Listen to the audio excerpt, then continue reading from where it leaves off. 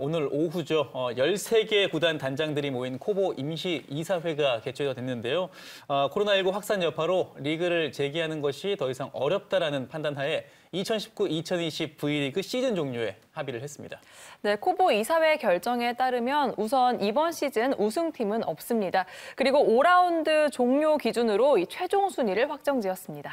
연맹에서는 이번 시즌 정규리그 1, 2, 3위로부터 이제 성금을 기부받아서 코로나19 극복을 위한 성금으로 또 기부를 하기로 했고요.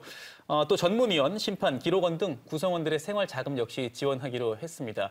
선수들의 기록에 있어서는요, 개인상은 5라운드 기준, 선수들의 누적 기록은 6라운드 뛴 성적까지 인정하기로 했습니다. 네, 2019-2020 V리그는 지난 2월 25일부터 이 무관중 경기를 진행했지만 이 사태가 진정되지 않으면서 3월 3일부터는 리그를 일시 중단했습니다. 이후에도 계속적으로 후속 대책을 논의해 왔는데요. 결국 시즌 중단, 시즌 종료로 이 마무리 짓게 됐습니다.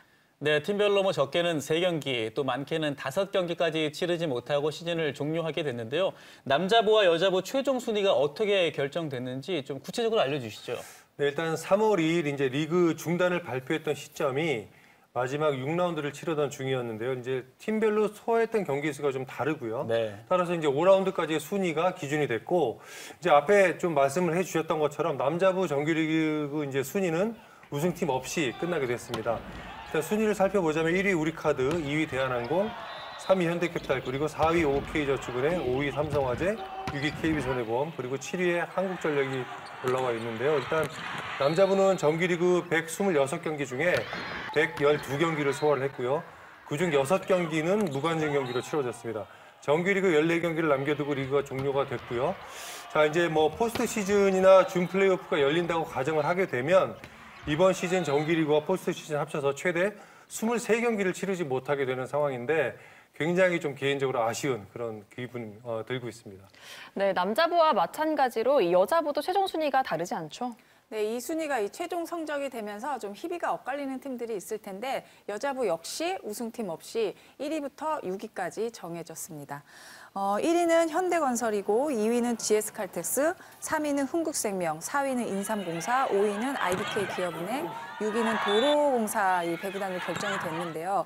여자부는 정규리그 예정된 이 90경기에서 무관중으로 치른 5경기를 포함해 모두 80경기를 소화했습니다. 그러니까 정규리그는 10경기를 치르지 못했고 또 본배부까지 한다면 최대 8경기를 치르지 못했습니다. 이대로 이제 시즌 종료되면서 조금은 이 남다른 또 아쉬움이 남을 팀이 있을 것 같은데 어떤 팀인가요?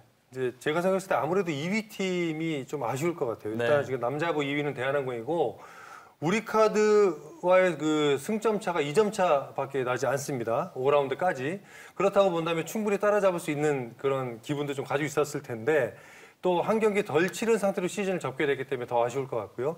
또 이제 생각을 해보면 4위 OK저축은행도 네. 좀 아쉬움이 있을 것 같습니다. 왜냐하면 이제 3위 현대캐피탈하고 승점 차가 6점 차인데 3점 차 이내면은 준 플레이오프를 할 수가 있거든요. 그렇죠. 일단은 그 기회 자체를 갖지 못하고 시즌이 끝나게 되기 때문에 굉장히 좀 아쉬운 그런 마음을 가지고 있을 것 같습니다. 여자분 좀 어떻습니까?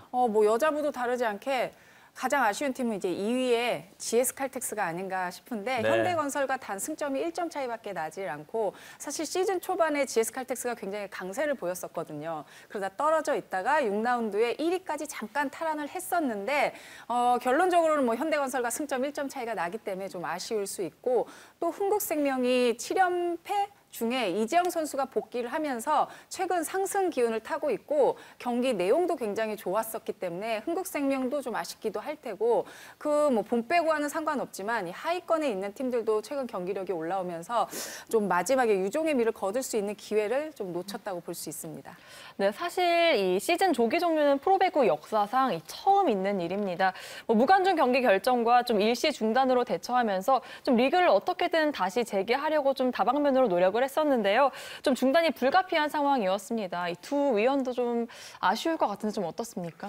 먼저 이런 정말 초유의 사태죠. 이런 상황 때문에 리그가 종료된다는 거 상상도 못했었는데 결과론적으로는 너무 이제 좀 아쉽고요. 그다음에 이제 시즌을 준비하기 위해서 시즌을 하기 위해서 정말 선수들 또 감독 또 구단 관계자들 정말 많은 노력을 하는데 마지막에 이렇게 좀 허무하게 끝났다고 할까요? 이런 느낌이기 때문에 저 개인적으로는 정말 이 어떤 고통들을 어떻게 보상을 받을까 굉장히 좀 걱정스럽습니다.